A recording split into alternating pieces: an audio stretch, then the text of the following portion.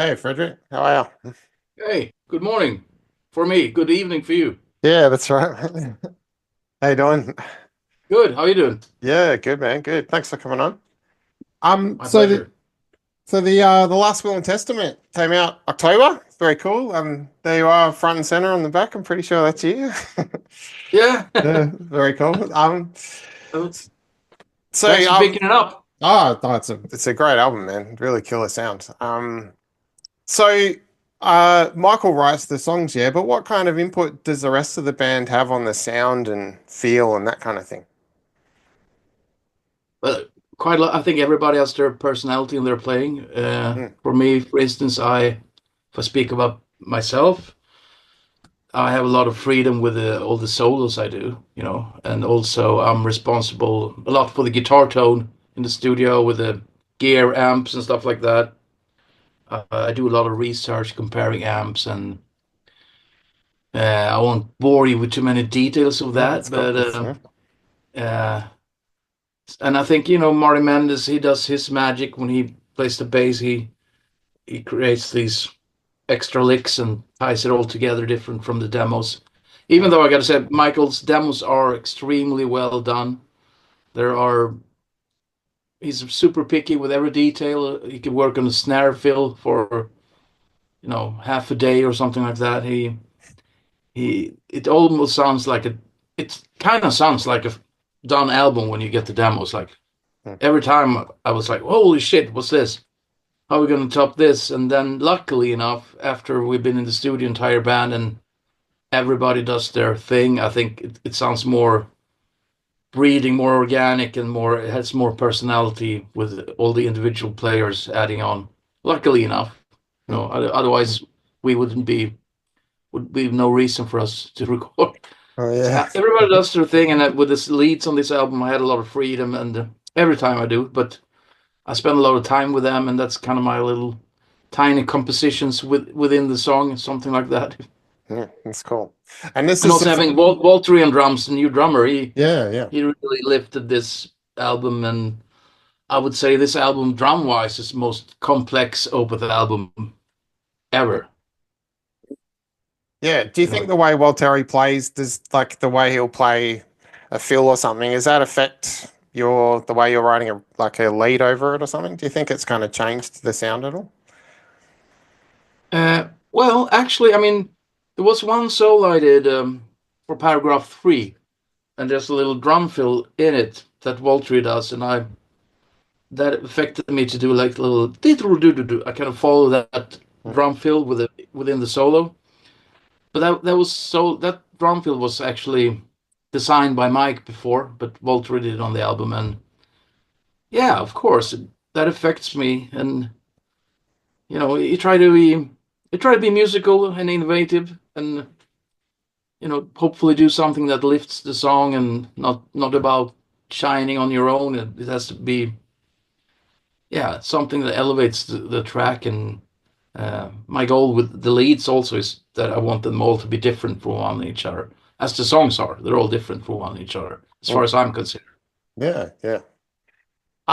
So I read that you recorded this in a bigger studio, yeah? Like it was the same place but a bigger space or something? Yeah, that's correct. I mean, it's the third time we go to Rockfield Studios, and they have two studios there. One is called the Coach House, which was built late '60s, and the other one was built the early '20s, which is called the Quadrangle.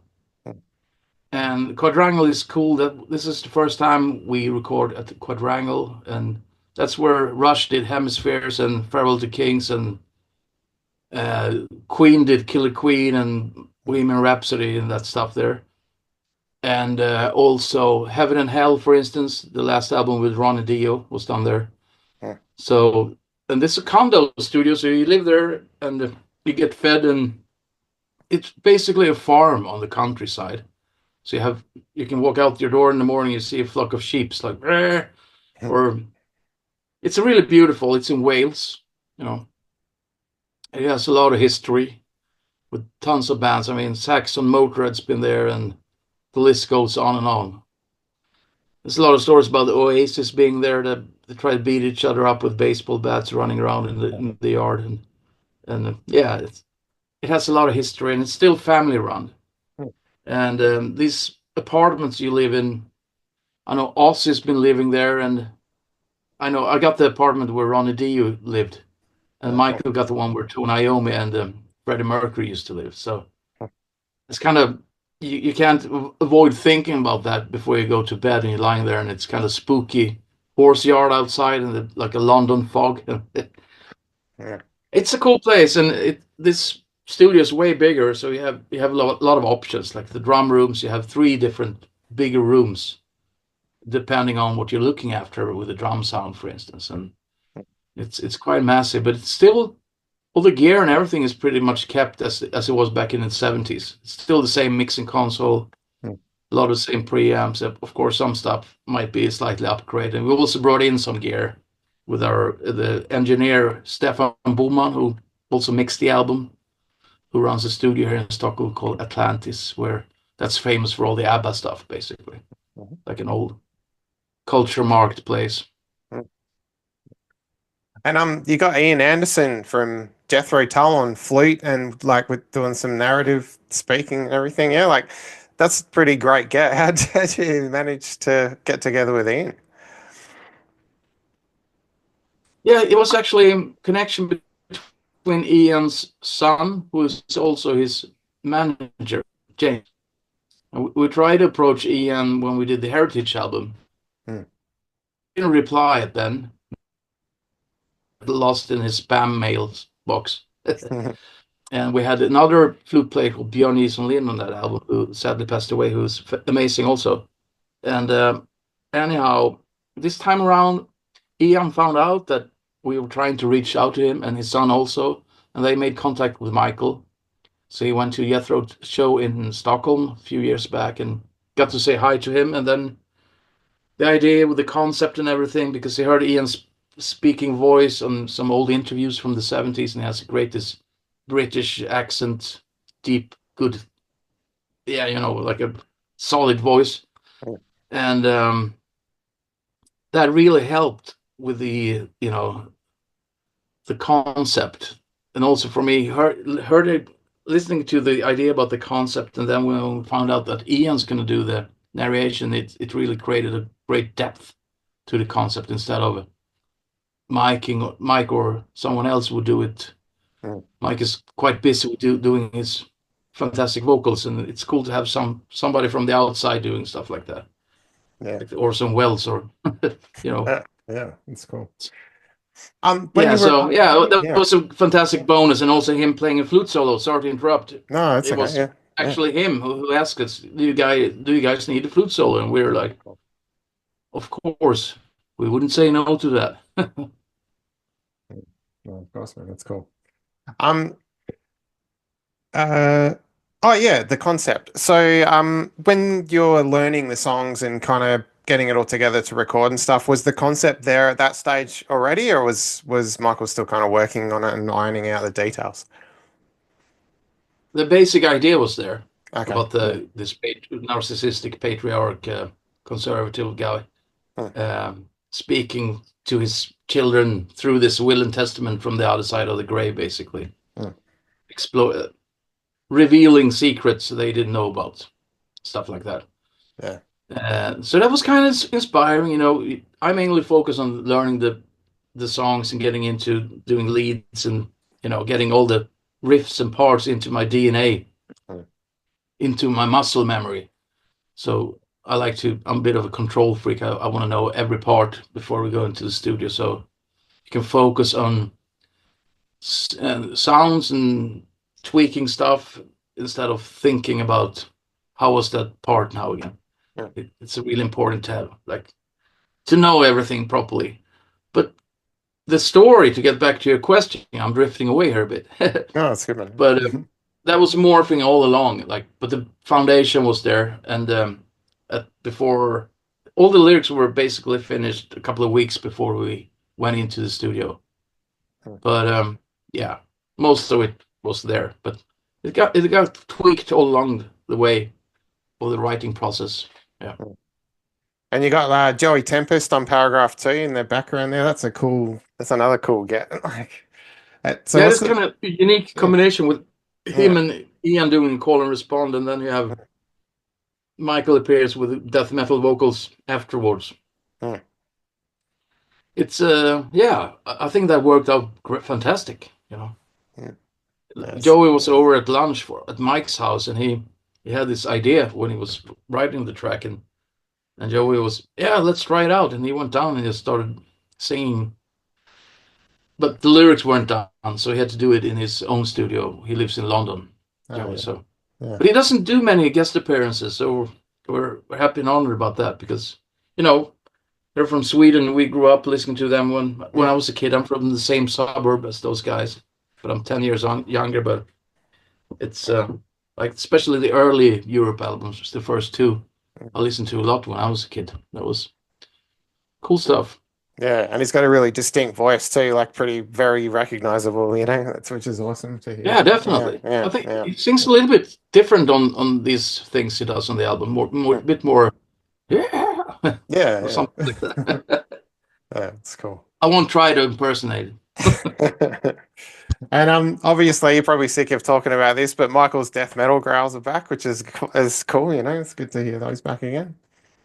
Yeah, I mean, I was so happy when I heard the first track, and I think at this point in our career, it's always been a big element. But for us in the band, we always play the old stuff live, so it's not a big shocker for us in that sense. But I think it's a big part of the Opeth sound, and it feels like a natural way to bring it back now. It makes sense, you know what I mean? Like we have a new drummer. This album is slightly different.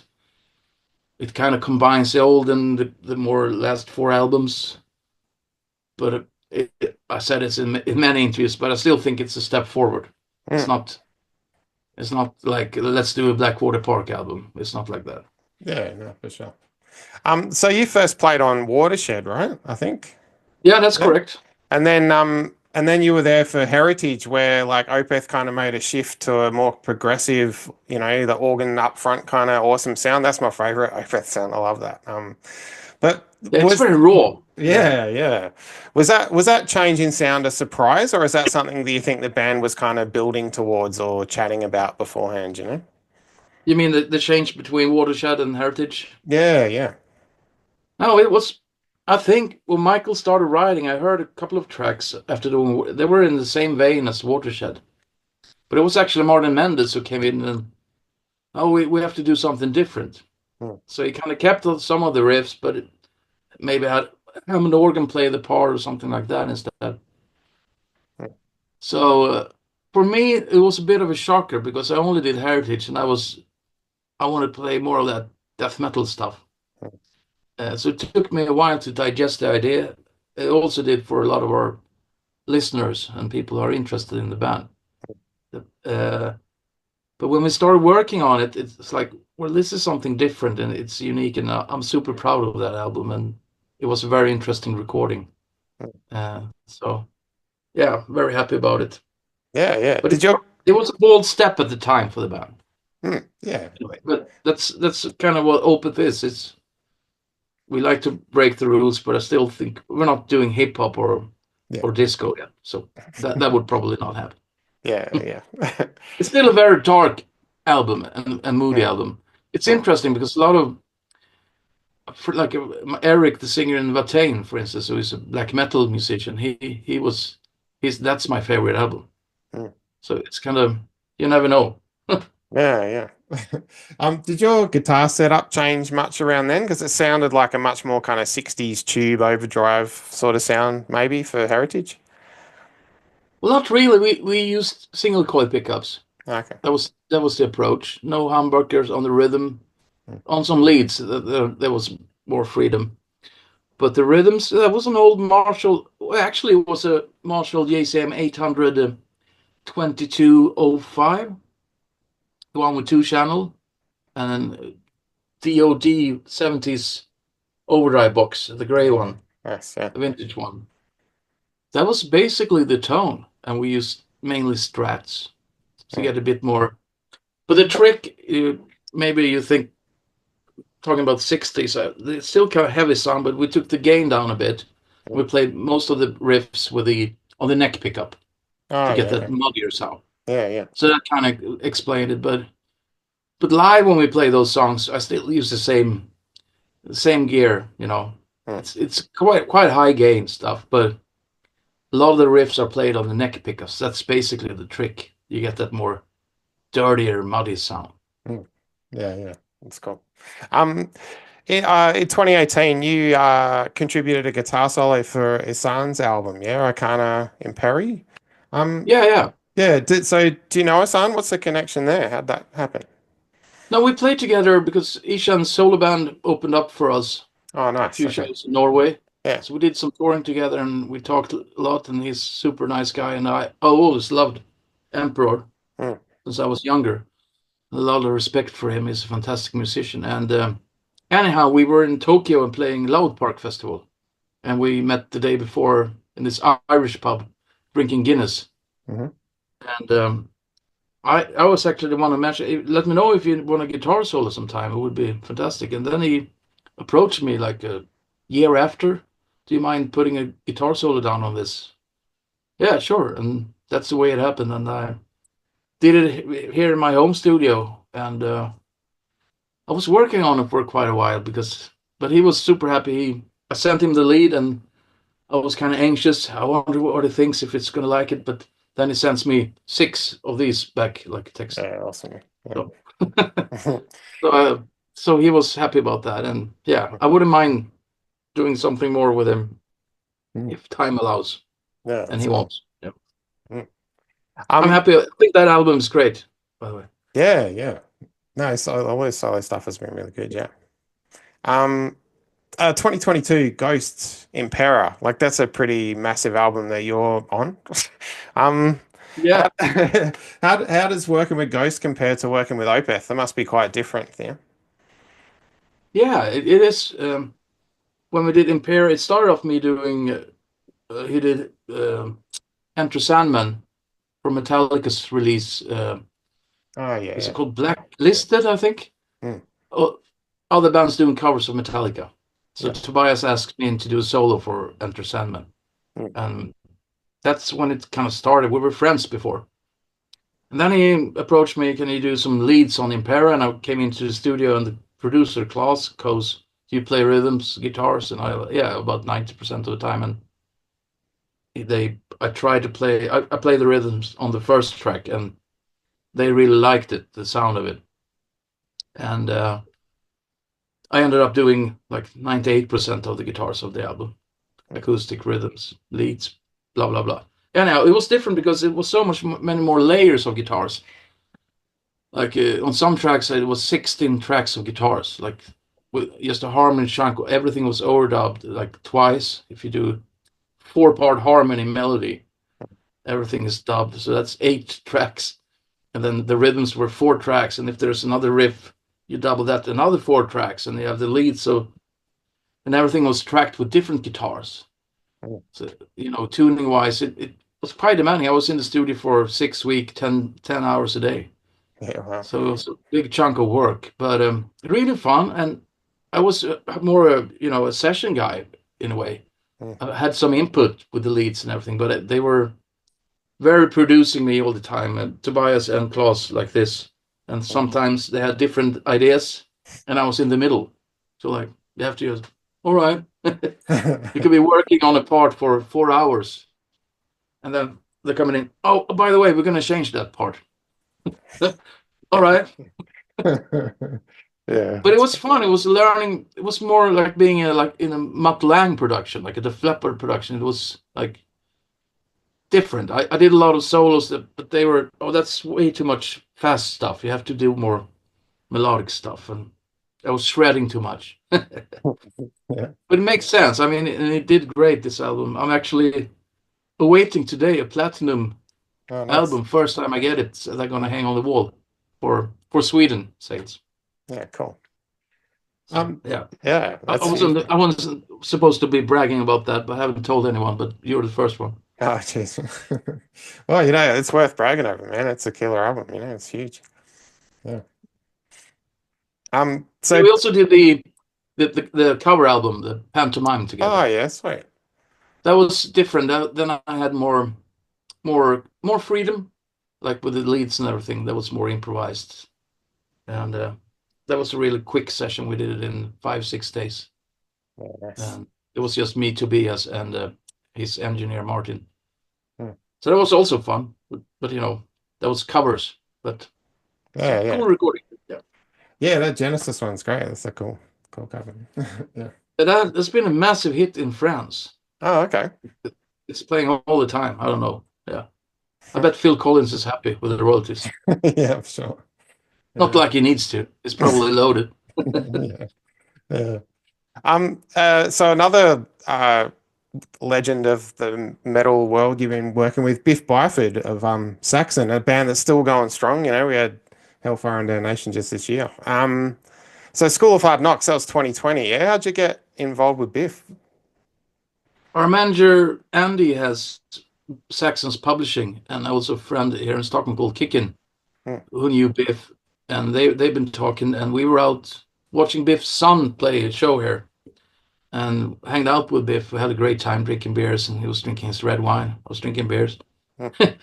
and we got along really well. And he was approaching me, "Do you want to collaborate on the album, and you get to write some stuff as well?" And we became really good friends. It was for me an amazing experience. It was right after we did Incauda Venenum. So right after I was done with the studio work for Incauda, basically went to the UK to rehearse with Biff and Kicken, and also we had a bass player there, Costas, and who else was it? Nick Barker stepped in, played on a couple of my tracks, the 2 tracks I wrote. Hmm. Um, and then we were up at Biff's farm north of York doing all the guitars later on, just me, Biff, and an engineer. Hmm. So we hanged out quite a lot, and it was fun being there in the countryside, northern England, uh, recording in this barn. And yeah, I have a lot of great memories. Me and Biff was out mountain biking. We tried to exercise, and I figure he's a bit older than me, but I was borrowing his daughter's mountain bike, and we are going down this hill, and I felt like he wanted to be in the lead all the time. Now I'm gonna race him over. So I just raced him over, and he's like screaming at me, "Stop biking like a bloody teenager, you silly little Viking boy!" Oh man. Going back to Biff, yeah, that was amazing, and he's a really funny guy, very very British type of humor, sense of humor, Hmm. and I know it was so cool. Like a lot of other lead singers, he asked me to be in the studio when he put the vocals down. So he did 3 lines, and he wanted me to be with him when he picked out the different phrases. And Yeah. it was just amazing to see this legend perform in the studio, being there in the same room. Hmm. So much power in his voice still. And I have a lot of cool films that I'll keep to myself from that session. And he's yelling a lot to the technician, who's a German guy.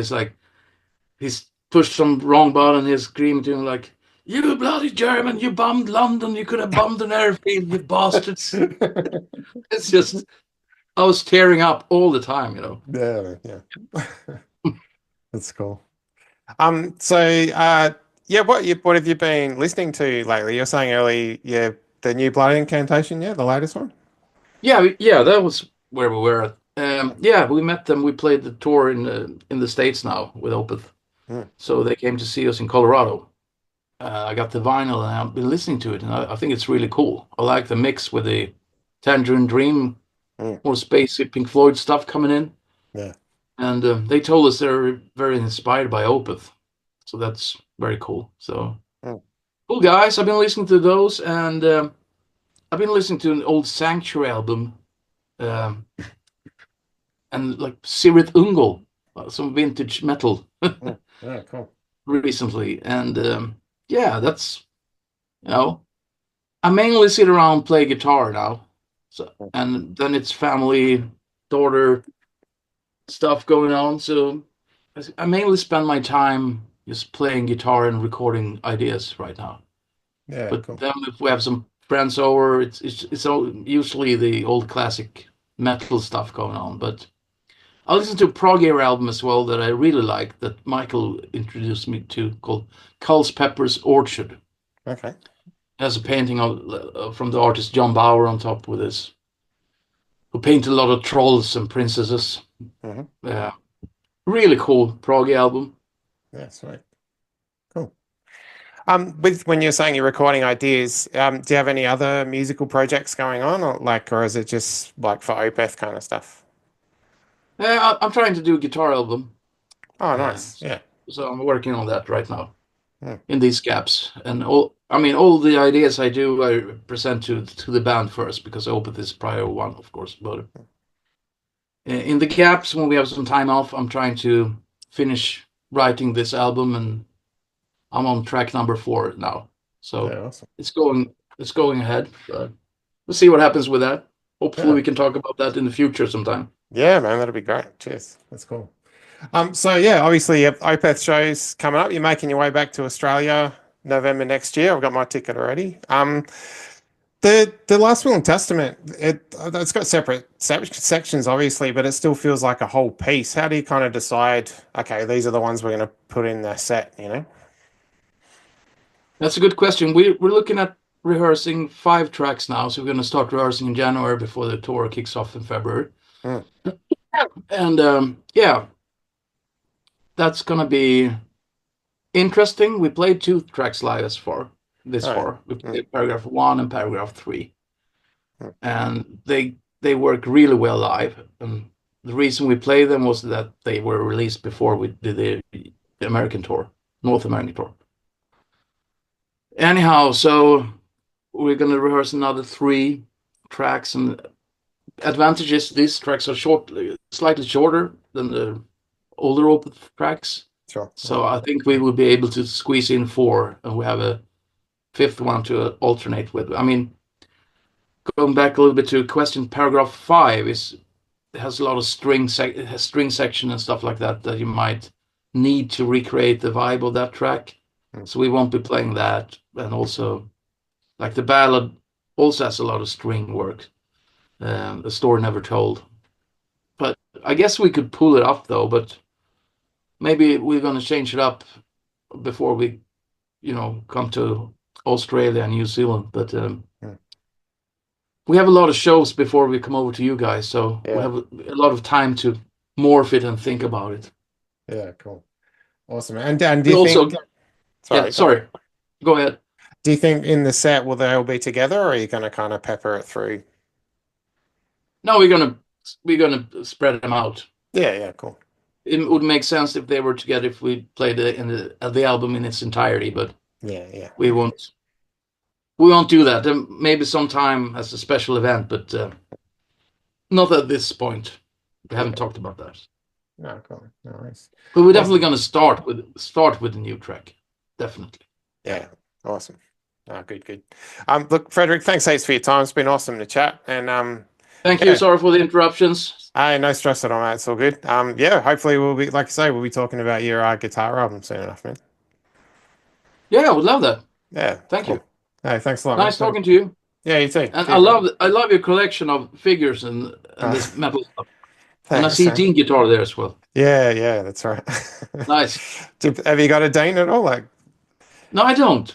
No? I used to have a dime bag, but it was so big at that time, and I needed money, so I sold it. oh, yeah. But I kind of regret that. I would have loved to have it on the wall, but maybe I'll pick some up at some point. Yeah, cool, man. Awesome. Take care, mate. Yeah, you too. Two. One night. Nosferatu. Quasimodo. One is vampire. The other hunchback. Two dangerous, deadly, destroyers of life. Experience 2 of cinema's greats together on the big screen with all new black metal scores by DMC. Nosferatu 100. Quasimodo 100. Two terrors. One night.